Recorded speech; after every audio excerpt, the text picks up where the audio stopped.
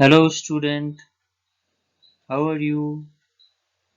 I hope you are safe and healthy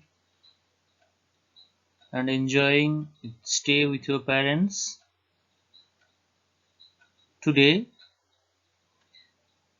we are going to introduce one subject, that is microeconomics. The chapter is Introduction to Microeconomics. Let's learn more about it.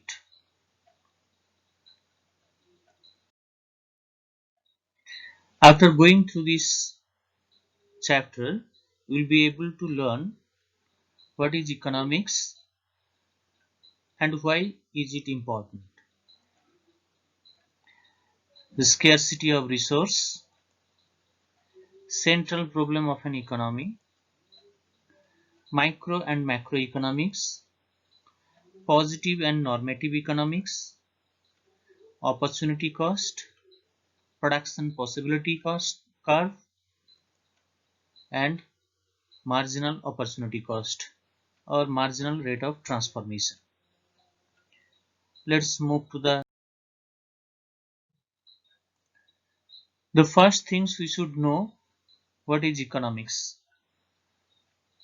Economics is concerned with the study of economic problems that arise because human wants are unlimited and resources to satisfy those wants are limited or scarce, and these scarce resources have alternative uses. So basic part why we are learning economics is that we have limited resource and unlimited ones, and again that limited resource has alternative uses are there, and so that we have to go for choice among the resource according to our preference.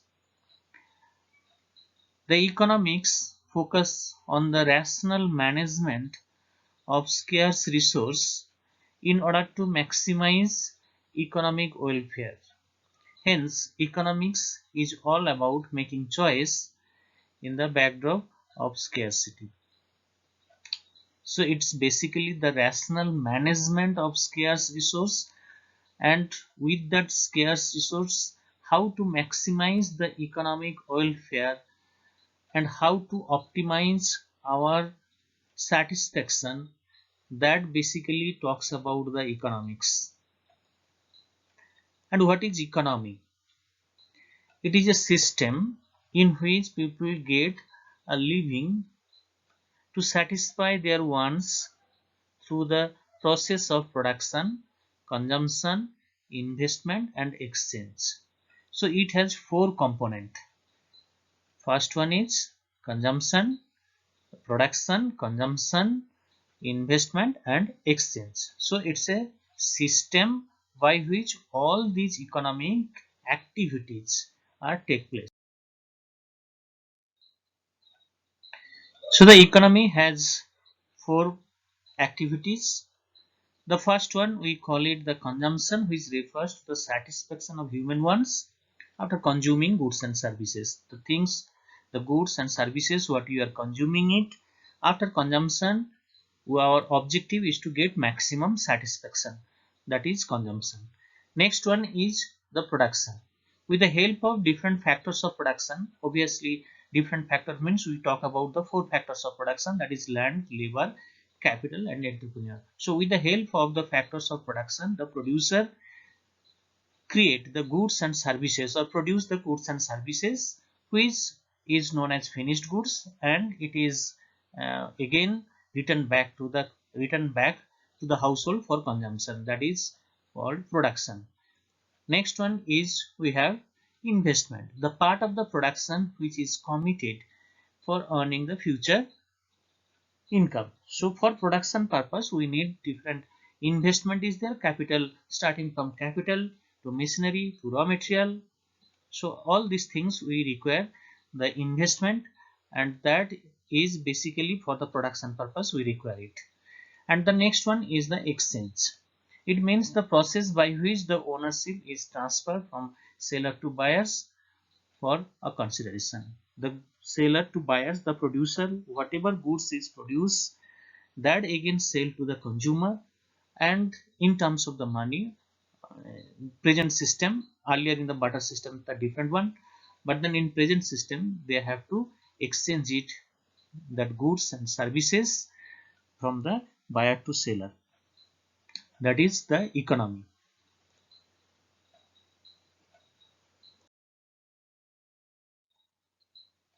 Why we study the economics? If you ask this question, the first point which comes in mind, that is called scarcity of resources.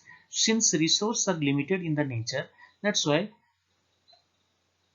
we have to study the economics, because that economics will tell you exactly how to use the resource, how to use the resource to fulfill the objective of different entity, for a consumer to maximum satisfaction, to a government to maximum welfare, to a producer to get maximum profit. So this part we learn by studying the economics. Now, reason for economic problem, again that's the same problem, that is the scarcity of resource. That resources are scarce in relation to the demand, and the economy cannot produce what we need for all the people, and that's what the scarcity arise. Look at certain picture I have added over here. The people, the food grain is a small amount of food grain, but then look at the people who are looking for it, the money. Even that person is not bothered to take the money from the child also, and that is the picture is showing over here. Over here the water, another picture is showing the scarcity of the water, and the drop of water is coming from the tap, and so many people are trying to get that water, basically in the drought area. So these are, the picture is showing you the scarcity of resources. The second reason for economic problem is the unlimited human wants. Human wants are never ending. If you fulfill one demand, another demand is arises, new demand is arises. To fulfill that new demand, you will feel that another, the third demand, another one is arises to you, coming to you. So it's a never ending process, and that's what, among that scarce resource, you have to choice, get the, you have to satisfy, and you have to select that which one you need, and that's what the selection is required. It's a, look at the picture. If you go for social media, you will find there are different options are there, and which one you look for. I know that everyone is looking for everything to be in their smartphone. So that's what, that uh, since it is free of cost, if it is available in the Google store, that's why you can get it. But once you go for making payment for it, you will find that these, among these social media, you have to find it that which will be the cost effective to you, and if it is the one is less and more effective to you, you will select the that one only, instead of installing all six apps in your mobile phone. Now you will find another part. I have seen that the people want, demands are there, they require the food, they require to go, I mean, buy car, they need the house, they require the garments. So lot of things are required, but then with the limited resource, how much or which one he will buy it, which one he will get it, it depends on his, the availability of money or resources with him. So that's what the unlimited ones is there. We have so unlimited ones which is never ending, but we have to go for selection, depending why we are selecting, because our resource is scarce, and from that scarce resource we have to fulfill our preferable and the useful one, we require the preference should be given to the first one, and that's what the economics problem arise, that which one to take, which one to accept, which one not to accept presently. So the economic problem arises over here. I have given another part, that the alternative uses resource, another feature is there, it has alternative uses, and you need to reach the home, and think it that I have given over example that you need to reach home, and there are different possible parties there, these are different possible way you can reach your home destination, and that can be by aeroplane, that can be by train, or that can be by car, or by scooter. So now this has these different activities, different ways to uh, fulfill your demand is there. So you have to alternative, all the resource has alternative uses are there, you have to choice is there, choice among the resource is important, you have to go for choice. It depends on your availability of resources. It basically, you can, if you have lots of money, you obviously look for the aeroplane, buying aeroplane tickets, or if you have the long distance within the cities, if you are within the country, if you are moving it, you prefer to go for the train, or small distance, if it is small distance, then we'll go for the scooty or bike, like a car. All these are there to fulfill the demand. So the resource has different alternative uses are there, and our main part is that we have to select, we have to choice among the different, among the resource which is available to you.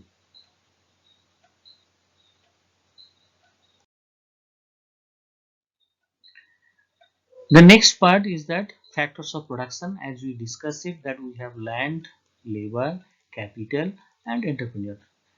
But then the new part is which we are going to learn it, that is that the factor payment. If land is there, we have to pay the rent. If labor we are using or hiring, then we have to pay the wages. If you are using capital, we have to pay interest. And similarly for the entrepreneur, we have to give the profit.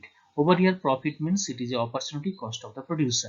We learn in the later class. So that is, this profit is not exactly cost, sales price minus cost price, it is the opportunity cost of the organizer or entrepreneur.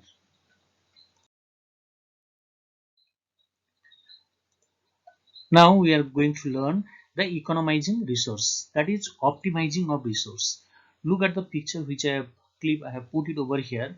A person is wearing a cap, which the the cap part, that the one part of the cap which is protecting the sun ray is the back side of the person, and that one, and basically instead of that one he is using his hand to protect from the sun ray. Again, the person is having the sunglass and put it in, look at over here, instead of wearing it, and that's what the economizing of resource, that means the resource which are over here used are not optimally used it, so resource are misused over here. So another part, if you take it, the another example I put it here, that look at the person, and standing on, I think more than 100 of ladders, and he on top of that he is looking just outside the wall, but then one ladder is enough to you I mean fulfill his demand, and instead of that he is using whole lot of ladders, and this is actually another example of how you are misusing of resources, underutilizing of resources is the example. Your main objective of learning economics to optimizing your resource, available resources, that is the another important part of the for learning of the economics. The next topics is the central problem of an economy. It is basically the why it is central problem, because the every economy face this problem, and this is arise because of the scarcity of resources and resources alternative uses, and from that scarce resource to fulfill the unlimited ones, every economy face this basic problem. That's why it is called central problem of an economy. And this first one is that the first problem what they face is that is the what to produce and by how much to. Now this problem involve the selection of goods and services. So which commodity you are going to produce and by how much quantity, that is the selection of problem. Look at the picture, there is a machinery is there, there is a gun, war equipment is there, defense equipment, and there is a food production is there, basic necessities are there. So the economy has challenged that which one will be produced first, which one will be produced and which one not to produce. Everything is necessary for the economy, and once they select it, okay, they are going to produce the different combination of the machinery and defense equipment and food production. Then the question comes that what quantity they are going to produce. So that is the challenge for an economy, and the first problem, that's why they face it, that is called what to produce. The guiding principle is that they allocate the resource in such a manner which gives the maximum aggregate satisfaction. So when they are selecting the, okay, I am going to produce food grain, this proportion of food grain, this much of machinery, this much of defense equipment, then it should be your allocation. The economy, the government should allocate the resource in such a manner that the aggregate satisfaction means all, and for the economy betterment, it will be everyone gets satisfaction over here. Not I'll not say it that it will everyone will get satisfaction, but then to maximum extent it will be for the economic development can possible. So that is the first problem called the what to produce. Next one is that the how to produce. There is a different alternative production process are there. You have to go for labor intensive techniques or capital intensive techniques. And if you have labor there is two methods of production is there. Basically one is called labor intensive, another one is called capital intensive. The labor intensive is more labor is used for production, and the capital intensive are more machinery used for production. Now your selection starts that which one you are going to opt for it. To solve the problem of unemployment, you have to go for the labor intensive techniques. Again, to go for maximum production at lesser cost, you have to go for capital intensive techniques. So the every economy has problem over here to solve the unemployment problem as well as the maximum production at cheaper rate, and growth and development is required.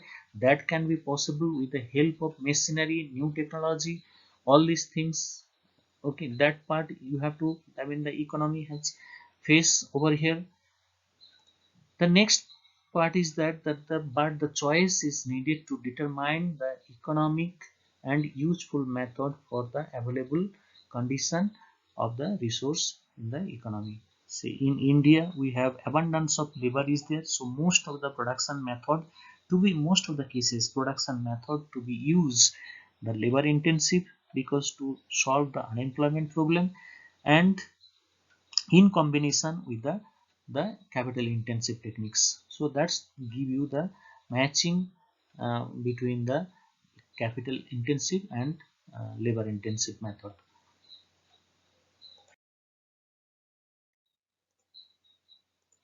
Next one is for whom to produce. The selection of the category of the people, the goods which you are produce it, that whom you are for whom, or how you will distribute it. Basically, this one is this whom to produce is related to the distribution of the goods and services among the rich and poor people, or middle class people over here. So how will distribute it?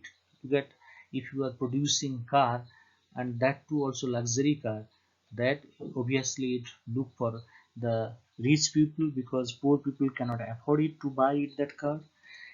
And if you look at the other picture, that is if you go for over here, that girls empowerment, by distributing the bicycle for the girl children who is staying far from the school. If they get it, look at their happy face. And obviously once they get it, the education, I mean poor people get help over here. So the distribution problem over here, whom you are going to distribute your the output, what output you have produced it, how will you distribute it, whether it will go to the rich people or whether it will go to the poor people. So it is another problem for the economy, they are facing it. So these three problems, basic three problems are there, and that three problems are what to produce and by how much, number one. Number two is that how to produce. How to produce means you have to selection between the labor intensive and capital intensive. And for whom to produce, that means the distribution problem, how we distribute the goods and services among the poor people and rich people, or different community, different section of the community. So that is the problem faced by every economy. That's why it is known as central problem of an economy. I hope you understand from this example and the illustration.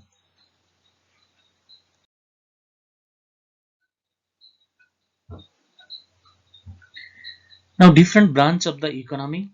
These are basically microeconomics and macroeconomics. Two branches of economics are there.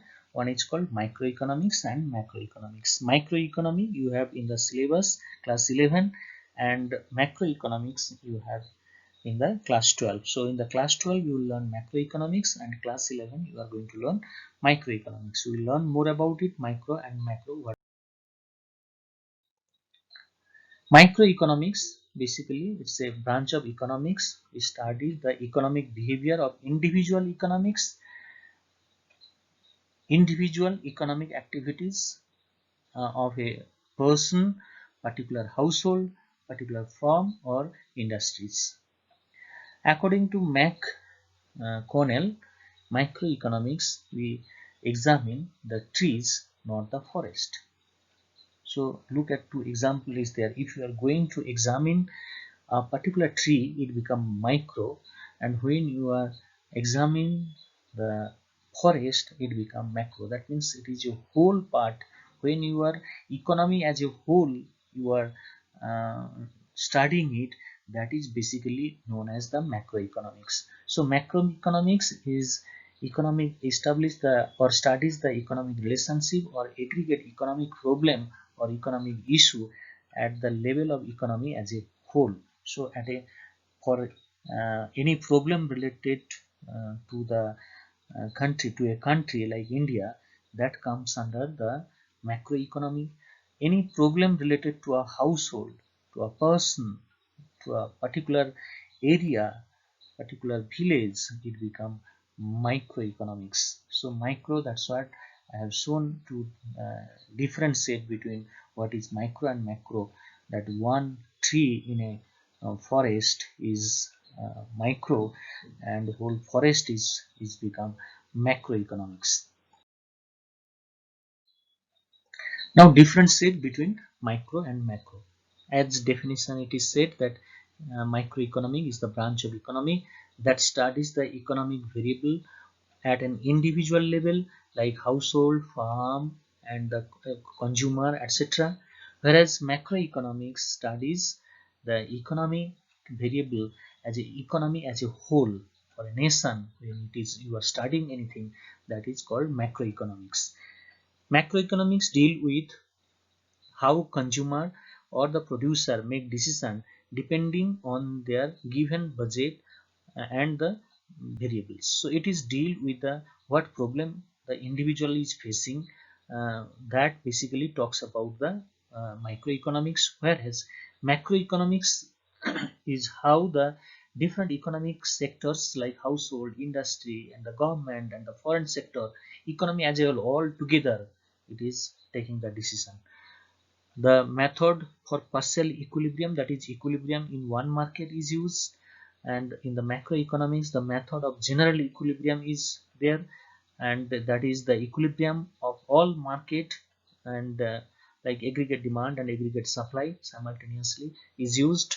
Variable, the major variable involved is the price of a product, consumer demand, wages of a labor, rent, profit, firms revenue, cost, etc.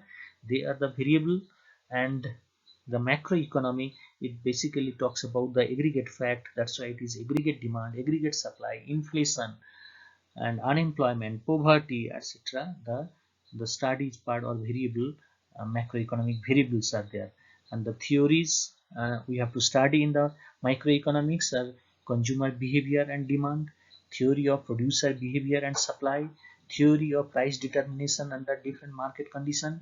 Whereas in the macroeconomics we are going to study the national income, theory of money, theory of general price level, theory of employment, theory of international trade, etc.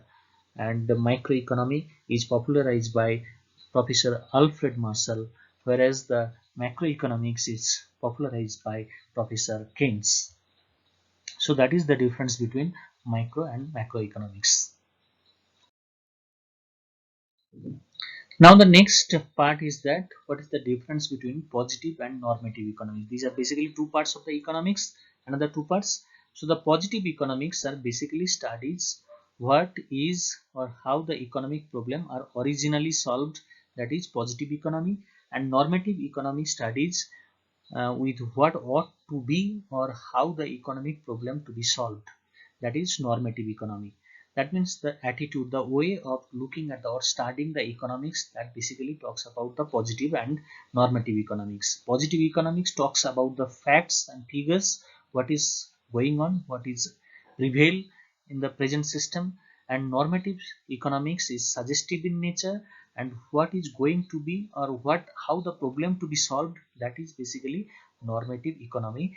That's why it is called suggestive in nature. And positive economy can be verified with the original data. Normative economy cannot be verified with the original data because it gives the solution based on the original data or previous data.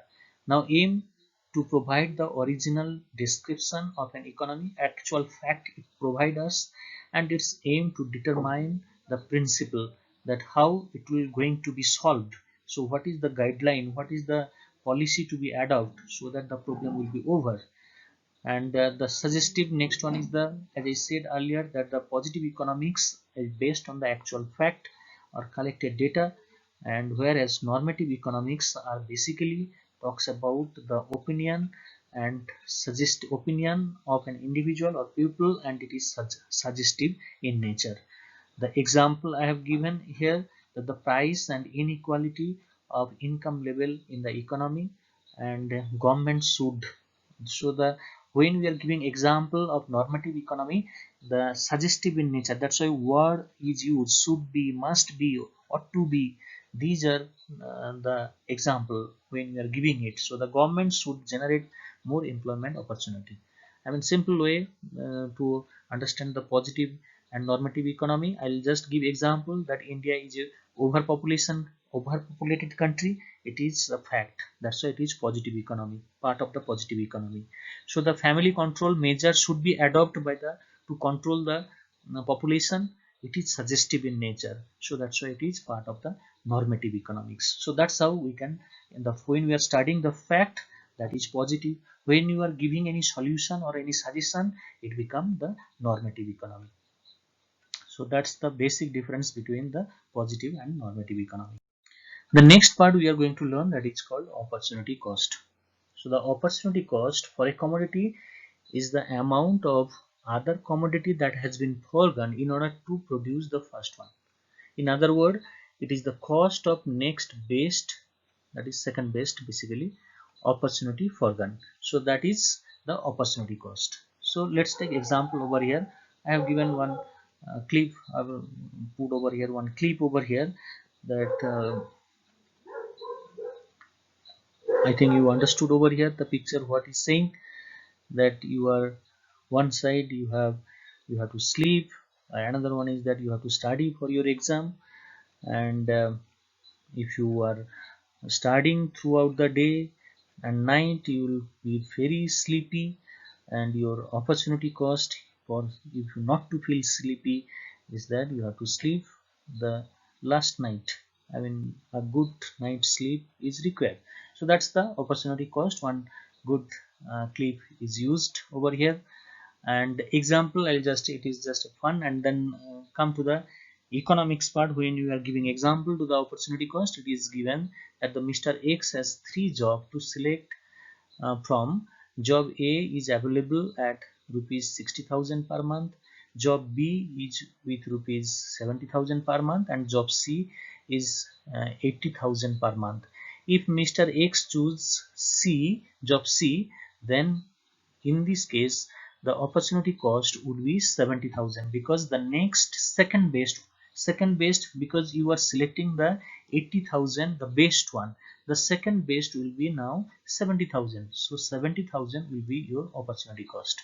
And suppose you do not have the A among these A, B, C, think it that your C is not there, you have to select it. C job, uh, job C, I'm cancelling it.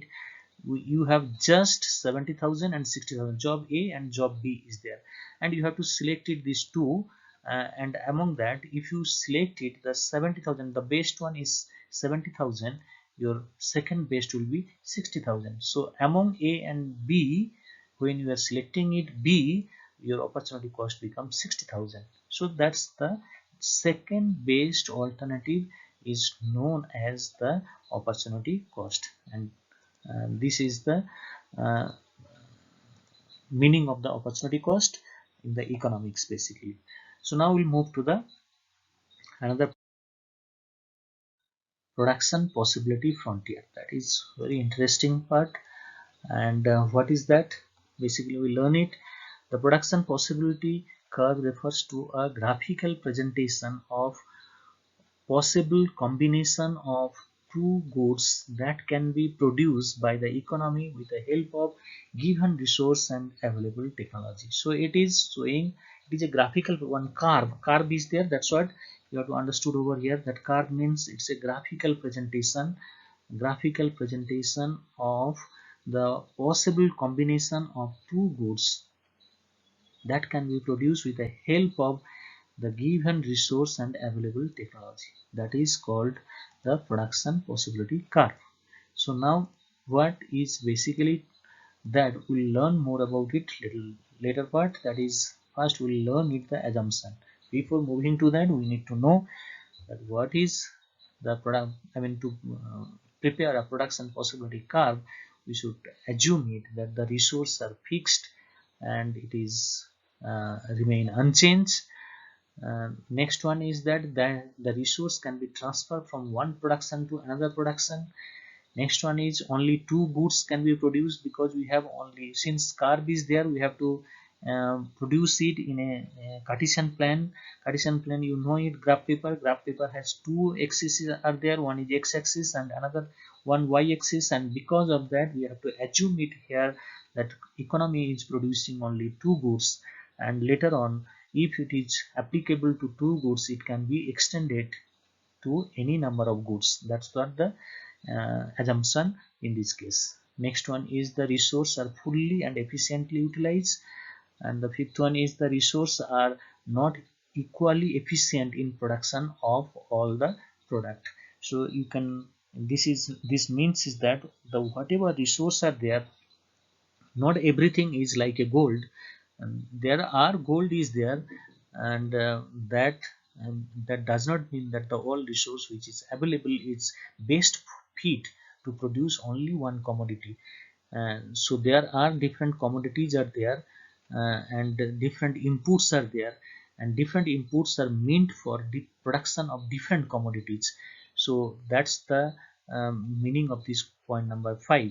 And simple way, if we give example, that the teacher is meant for the teaching a student, doctor is best fit to treat the sick people, and Likewise, the different persons are there to give you the solution efficiently in different areas. So that's the resource are not equally efficient in production of all goods. That means if you engage teacher for treating of sick people, they are not be able to, or maybe doctor, if you ask them to teach in a school, they are not be able to teach efficiently, rather in their own field. Next one is the technology remain constant. Technology will not. Now based on that, we have the production possibility schedules are there. So you have to understand very carefully over here this one. So here I am given option, different options are there, and check it that different option means A, B, C, D, E, F. So the six option is there. A.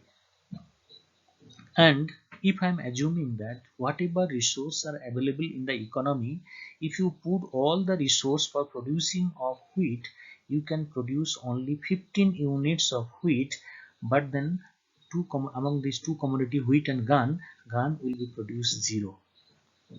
So the MOC part will come later. Just go for wheat and gun, and the economy is selecting producing wheat and gun, these two commodities. Okay. Now in the B1, you will find that if they are, wheat is produced 14 units, and the gun is produced the 1 unit of gun. That means when they are producing additionally of gun 1 unit, additional means change, my 0 minus 1 minus 0, sorry, 1 minus 0. So it's just additional 1 unit. You will find the sacrifice is coming 1. That's why it is coming. This is 1, this is 1. So MOC means marginal opportunity cost. It is coming 1:1. So that's the basically talking. Now next one, C case. You go for C case. C case is given that when you are going to produce one additional unit of gun, 1 means 2 minus 1. This 2, if you 2 minus 1, that is 1. So if you go for producing 1 unit of additional gun, you have to sacrifice over here for production 2 unit of wheat. 14 minus 12, that is the 2 unit you are sacrificing, and for 2 unit, that's why over here the marginal opportunity cost is 2:1. 2 is sacrifice wheat to get 1 more unit of gun. And similarly D case, you go for D case, you will find over here D case is saying that when you are producing one additional unit of gun, 1 more you are producing, and you are sacrificing 3 unit over here. 12 minus 9, that is 3 units. So likewise, if you go for producing in the E combination, you check it that when you are producing 1 more unit from 3 to 4 unit of gun, you have to sacrifice over here the 4 unit of uh, wheat, that is 9 minus 5, that is 4. So that's what the another part. I'll just clear it and then I'll explain. So over here that D part is, and 9 is wheat, and 3 is gun. One more additional, as you produce gun, your sacrifice is over here 3 you are sacrificing. So now 3:1. Similarly E part, look at when you are going to produce 1 more unit of gun, over here just 4 minus 3, that is 1, and you are sacrificing over here 5 minus 9 minus 5, that is 4. So the 4:1, that is your opportunity cost. And the F1, as you are going to produce over here 1 more unit of gun, there is nothing left out to produce because 5 units are taken uh, from the wheat. So the 5 units sacrificed by wheat to produce 1 unit of gun.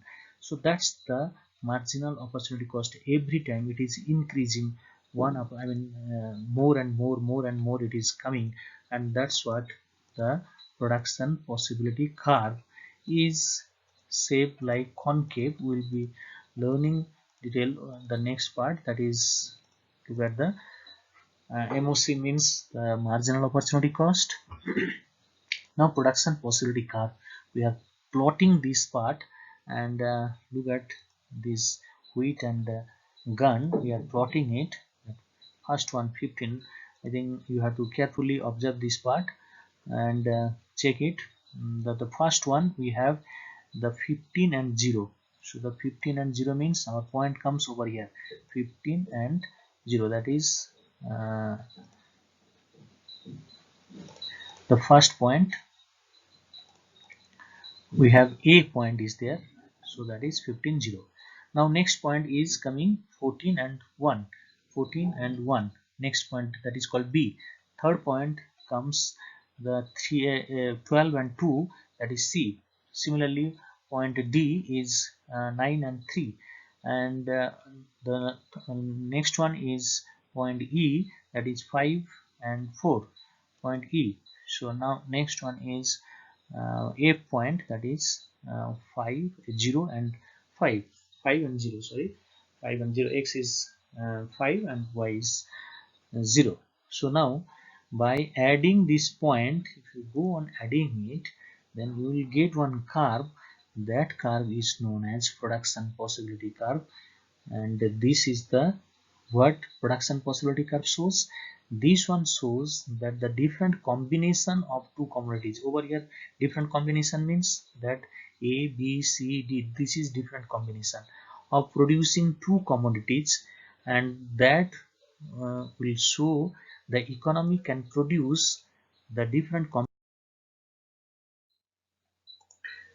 so the if we go for illustrating that diagram, you will find these are the since resources are scarce, a choice has to be made between the alternative goods that can be produced. In other words, the economy has to choose the which goods to be produced and in what quantity, and if it is decided to produce more of certain goods, the production of certain other goods has to be curtailed or sacrificed. So this is what I have explained on the previous slide. It is just written over here that assuming that the economy is producing only two commodities, and gun and wheat I'm assuming over here, and that resource, if you go for producing one additional unit of gun every time, you will find that the resource most is shifted from the production of wheat for gun production, because we have assumed it that the all resources are not equally efficient for producing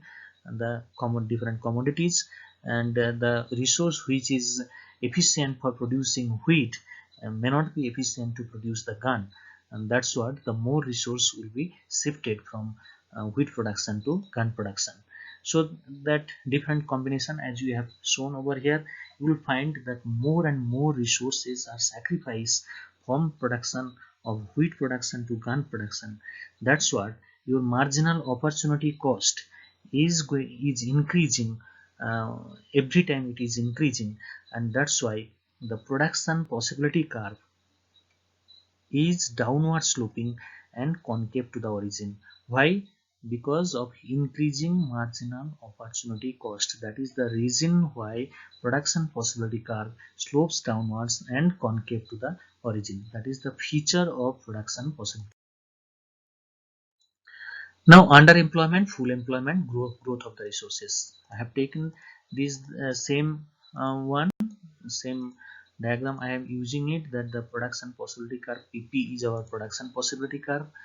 Now if I am taking the 2 point, that is U and G, 2 points are there, then the U point, sorry, G point is known as growth of the resource, uh, which is basically, I'll explain it later, that part is there in written part, that the it is growth of the resource. Only when your growth of the resources is there, then you can move to the point G.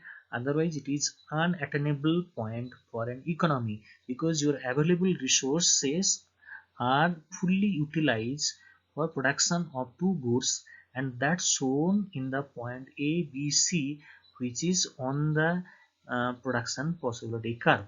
So the U point is basically called underutilization of the resource. The resources are fully if they are fully utilized and efficiently utilized, the economy can produce on the production possibility curve, that is point A, B, C, D, E, F. But if it is not utilized fully, efficiently not utilized, then you will be produced within the production possibility curve as shown in the point U. So that's the basically the 3 points. Talking about 3 points, not the 2 points, that is G and U point, and other points are shown the full employment of the resources. So over here it is explained in this diagram. All these, if you read it, I hope you can understand what I am saying over here. Now marginal opportunity cost. Sometimes the question comes, why production possibility curve is concave to the origin. So this is the marginal opportunity cost, refers to the number of unit of a commodity sacrificed to gain one additional unit of another commodity. In other words, it is the ratio of number of unit of good Y sacrificed to produce an additional unit of good X, and marginal rate of transformation, that is also known as marginal opportunity cost, uh, of a particular goods along PPC is the amount of a particular goods which is sacrificed to increase the production of the other goods by 1 unit. So basically, that as is given in the, if you check it, that the when you are producing or the economy is producing one after another unit of gun, the more and more wheat production is decreased. That means more resources are shifted from wheat production to one additional unit of gun production. So that's the, this is the marginal opportunity cost, that the every time your sacrifice rate is going to increase. So the increasing marginal opportunity cost operate because productivity and efficiency of a factor of factors of production decrease as they are shifted from one production to another production. That's what the formula for calculate the marginal opportunity cost is, the rate of sacrifice of good Y divided by rate of gain of good X. Now, due to this increasing rate of marginal opportunity cost, PPC is concave to the origin. Now, shifted of production possibility curve. Production possibility curve shift rightward. It indicates that increase of resources or productive capacity of the economy, which expand the production of more production of goods and services. If any discovery or growth of resources is there, then production possibility curve shifted to the rightward. But if there is a destruction of the resource or unutilized resource are left, then you will find production possibility curve shift backward, and that's what is shown over here in the first diagram. The rotation of the production possibility curve. The production possibility curve will rotate whenever there will be change in technology, that is the improvement or uh, deprivation related to the production of one commodity. Suppose your technology is in technology, high technology is used for production of the gun. Obviously your gun production will be more efficient or more will be there. That's why the your production possibility curve will be tilted or it will be moved to the I mean rotate to the towards the x-axis more. Similarly, if your any new technology is there and innovative or new technology is there for production of agricultural goods or maybe the wheat, then you will find that the production possibility curve will be rotated towards the y-axis, tilted to the y-axis more, and that's what the showing over here, the shifting and rotating of production possibility curve.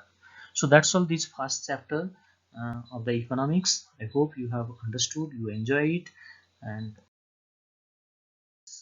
until then,